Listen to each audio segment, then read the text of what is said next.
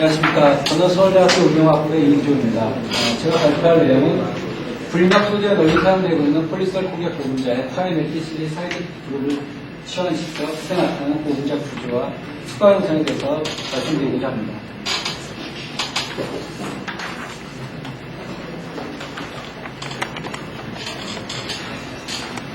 분리 메커니즘은 크게 두 가지의 모습이 있습니다. 보분자를 추가하는 기체가 다음같이 오른쪽 그림과 같이 코어를 있을 때 통과하는 방법과 그리고 코어가 없을 때 지나가는 방법 두 가지였습니다. 코어가 있는 경우에는 크게 어떤 보분자와 인터랙션 측면보다는 추가물의 크기에 의한 디퓨전 차이가 그만큼 분리 메커니즘이 됩니다. 그러나 현재 저희가 실험하고 있는 이와 같이 코어가 없는 시스템에서 정확히 엄밀히 말하면 코어는 존재한다. 그 코어 사이즈하는 자체가 보분자 체인과 체인 사이의 거리에 해당됩니다. 그와 같은 경우에는 기체가 얼마큼 보분자에 잘 녹아 들어가고 이 안에서 기체가 얼마큼 보분자 체인 사이를 얼마큼 잘 뚫고 나갈 수 있냐라는 측면에서 디퓨전과 솔루비티 두 가지 측면에서 구성이 되게 됩니다.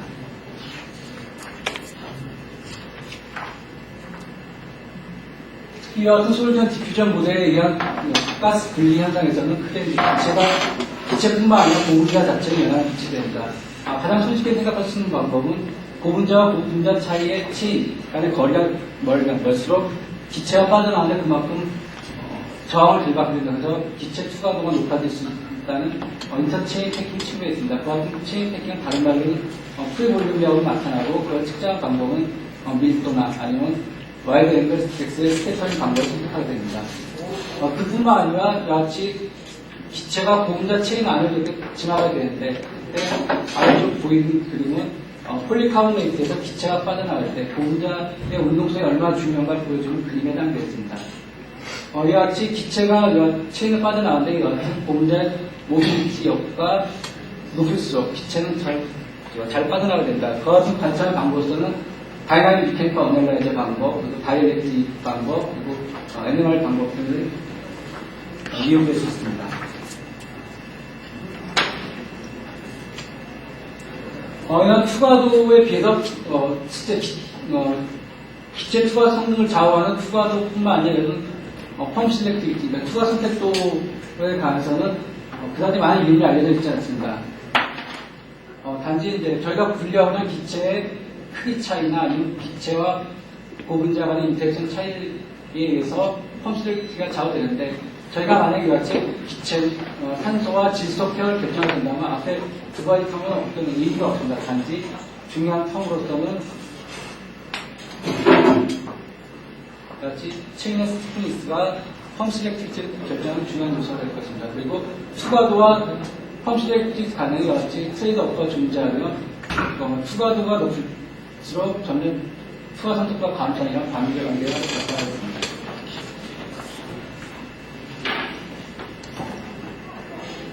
본 연구의 목적은 추가도를 증가시킬 때 그에 따른 추가 감소를 추가 선택도 감소를 최대한 줄이고자 했습니다. 그래서 벌크한 사이드 그룹을 치환했으면 그와 같은 벌크한 사이드 그룹은 인터체인 패킹을 방해하고 그리고 더 나아가서는 체인의 스티프니스를 증가시키기 때문에 저희가 요구하는 스피드를 높이되 추가도 감소를 막자는 목표에 맞을 것입니다. 그래서 벌크한 사이드 그룹으로서는 실리 데리버티브가 선택되었던 것을 나타나는 현상은 저희가 체인 패킹과 체인 모빌리티 측면에서 다루고자 했습니다.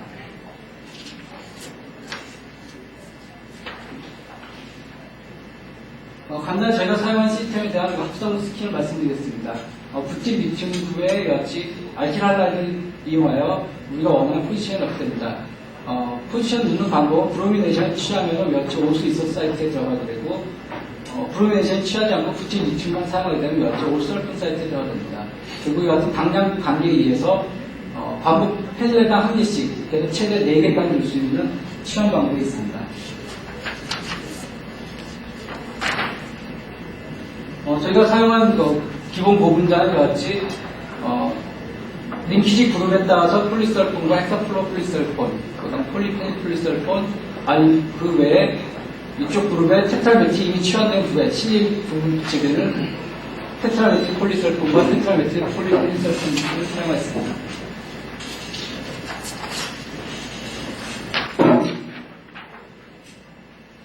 본 본시와 사용된 방법, 멤브레인 포메이션은 THF를 솔벤트로 사용하고 솔루션 패킹 방법에 의하여 약 두께와 40도 50 마이크론 되는 표현하였습니다. 퍼밀리티 측정은 컨스턴트 볼륨 렉스를 사용하여 35도 1기압을 측정했습니다. 인터체인 패킹을 관찰한 툴로서는 역시 엑스레이 스캐터링 사용했고요. 그다음 오른쪽에 보이는 여하튼 세 가지 툴은 체인 모빌리티 관찰하는 툴입니다. 그래서 그 사용한 장비와 실험 모든 다음과 같습니다.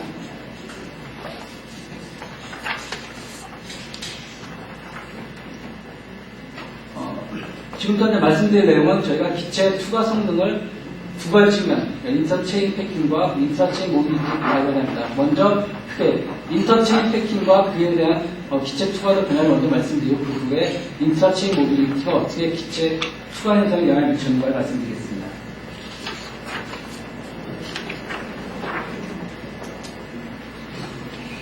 TMS가 들어갔을 때 그때 기체 투과 성능을 보여드리겠습니다.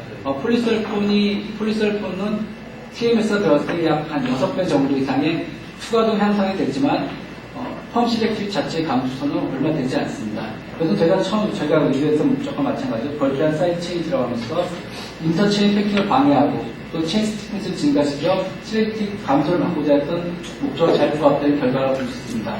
이와 같은 것을 인터체인 측면에서 보면은 엑스레이 결과에 의하면 디스페이싱을 보시면 마치 폴리설폰 같은 경우 약 5.0옴수에서 5.5옴수 나머지 결과는 마찬가지로 같이 디스페이싱 값이 증가하는 것으로 알았습니다. 이로써 TMS가 체인 패킹, 인터체인 패킹을 방해하여 그 결과 투과가 증가했음을 알 수 있습니다.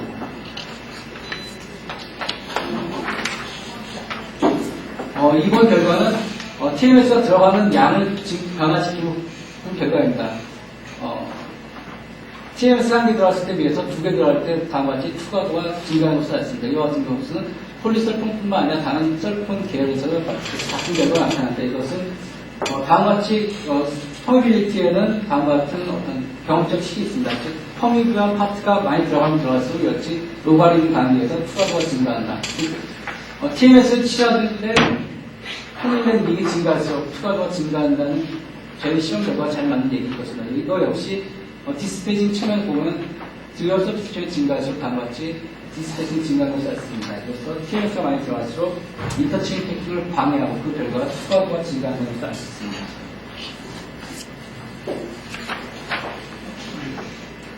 다음은 TMS와 페닐렌 사이에 다른 스페이스 그룹을 넣어서 그 결과를 살펴본 것입니다. 여기서 알리파트 같이 플렉서블한 체인이 아니면 페닐렌 또는 파이본드를 가는 것을 넣었을 스티프함을 넣었을 때 어떤 결과가 나타나는 것인데 다음 보시과 같이 스티프한 체인이 들어갈 때 투과도가 증가하는 반면에 같이 플렉서블한 체인이 들어가면 투과도가 감소하는 것이 같습니다. 이것은 스티프한 체인 자체가 훨씬 더 인터체인 패킹을 방해하는 효과가 높기 때문이라고 생각됩니다. 다음은 치환기 크기에 대한 문제입니다.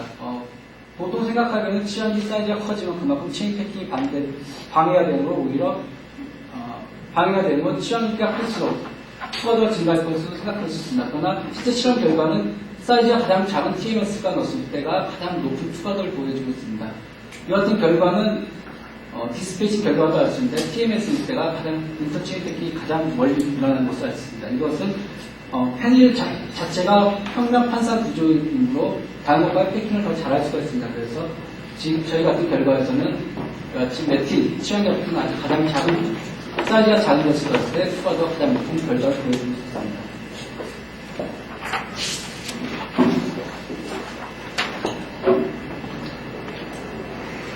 또 하나는 전체적인 케미컬 컴포지션은 같지만 들어간 사이트가 틀릴 때 그때 투과 현상이 어떻게 나타나는 것입니다. 보시는 바와 같이 올설품일 때, 그러니까 올설품일 때보다 올 수 있을 때가 투과가 전체적으로 다 증가하는 것을 알 수 있습니다. 이것은 아마도 올 수 있어 사이트가 올설품 사이트보다는 덜 운동성을 방해받기 때문에 기체 투과도가 더 증가하는 것이라고 생각됩니다. 이와 같은 이 결과는 다음 뒷편에 다시 말씀드리도록 하겠습니다. 지금부터는 인터체인 모빌리티가 기체 투과도 어떻게 연관되는가, 그리고 저희 그룹에서 어떻게 같은 모빌리티를 찾으려고 하는가에 대해서 말씀드리겠습니다.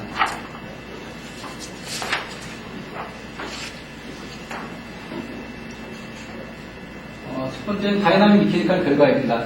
헥사플로 폴리설폰 같은 경우는 다음과 같이 마이너스 100도에서의 피크가 보이고, 그리고 전형적인 0도에서 50도 사이에서 약 104 피크가 나타나게 됩니다.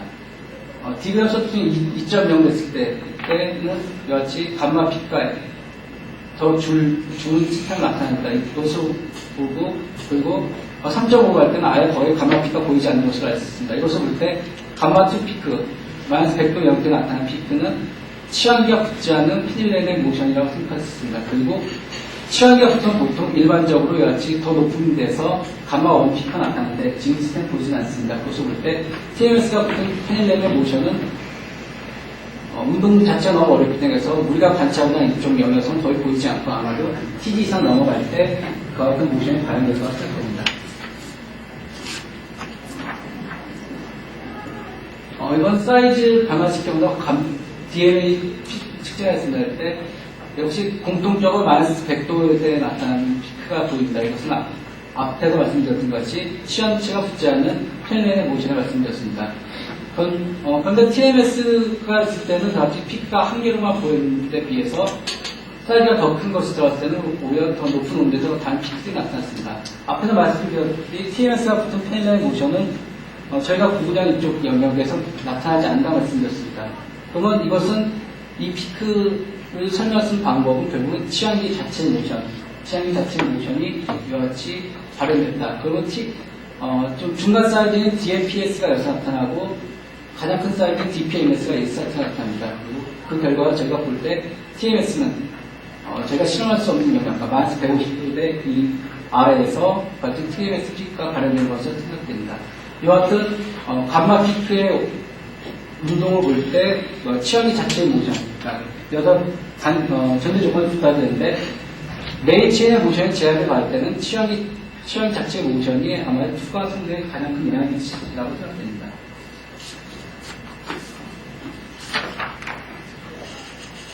스페이서 그룹 역시 치환기 자체에 영향을 많이 미치고 치환기 자체의 운동성에 영향을 미치게 됩니다. 보신 바와 같이 스티프와 펜렌이 들어갔을 경우랑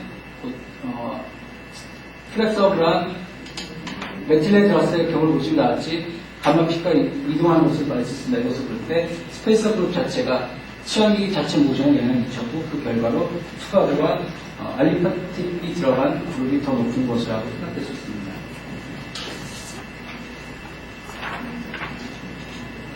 다음은 치환 위치에 따른 결과였는데요. 그때 EMC 같은 경우는 TMS가 서로 가장 멀리 떨어져 있는 형태를 취하겠습니다. 그래서 모션 자체가 TMS 자체의 모션 자체가 서로에 영향을 미치지 않는 걸렁떨에 비해서 SMC는 서로 마주보고 있는 시스템이 되어서 TMS 자체의 모션도 어렵고 이쪽 펜이라는 모션 자체도 어렵습니다. 그 결과는 다음과 같이 DNA 결과를 볼 수 있는데 폴리설판에 보여서 EMC와 SMC가 이같이 나타나고 있습니다. 그때 EMC가 SMC보다 더 모가이하다고 볼 수 있습니다.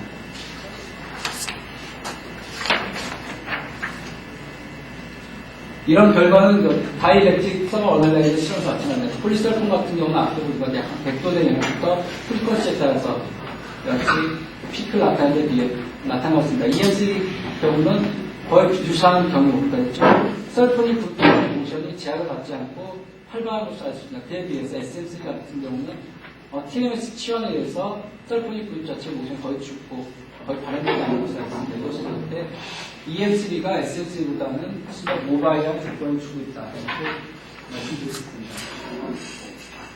또 하나의 예로서는 저희가 솔리드 스테이트 NMR을 찍은 결과입니다. 때 메인 체인 모션을 보기 위해서 같이 페닐렌 카본 13을 찍었고요. 그 다음에 치환기의 모션을 보기 위해서 실리콘 NMR을 찍었습니다. 솔리드 스테이트 NMR에서는 릴렉세이션 레이스가 모빌리티와 비례한 관계를 나타나고 있습니다. 그때 치환기가 붙지 않은 폴리설폰과 치환기가 붙은 보시면 이와 같이 폴리설폰이다 릴렉세이션 레이스가 빠르다는데 이것을 볼 때 TMS에 의해서 메인 체인의 모션이 상당히 제약되고 있음을 알 수 있습니다. 그리고 SMC와 EMC 안에서 나타나는 관계는 약간 차이가 있는데 이것은 저희가 보통 실험한 조건을 볼 때 에러박 레인지에 속한 으로 해서 EMC와 SMC에서의 메인 체인 모빌리티를 이걸로 직접 비교하면 다소 무리가 있습니다. 그러나 역시 치환기의 모빌리티 비교해보면은 EM3가 SM3가 훨씬 더 빠른 것을 알 수 있습니다. 이것은 EM3가 SM3보다 TMS 모션이 덜 제압받기 때문에 훨씬 빠른 것을 알 수 있습니다.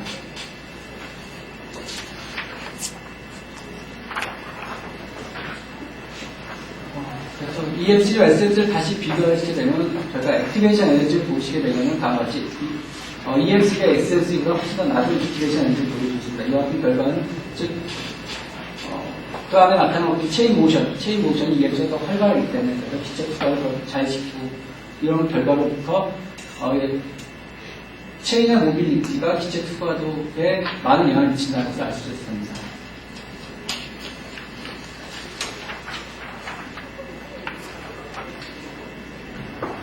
결론을 말씀드리겠습니다. 저희는 TMS 그룹 치환식과 다음과 같은 결론을 얻었습니다. TMS 그룹은 비대칭적인 치환에 의해서도 투과도를 증가시키는 아주 효과적인 그룹을 알 수 있습니다. 그리고 디그램 서비스에 따라서 투과도는 증가했으며 스페이스 그룹 펜렐링과 TMS 사이에 존재하는 스페이스 그룹이 투과도에 영향을 미쳤으며 치환기의 사이즈가 중요한 것이 아니라 아마도 치환기의 모빌리티가 더 영향을 미친 것이라는 걸 알 수 있습니다. 또 하나 치환 위치 역시 투과도에 영향을 미치면 이것은 치환기의 모빌리티 또는 체인의 모빌리티에 더 많은 영향을 받는 것을 알 수 있습니다.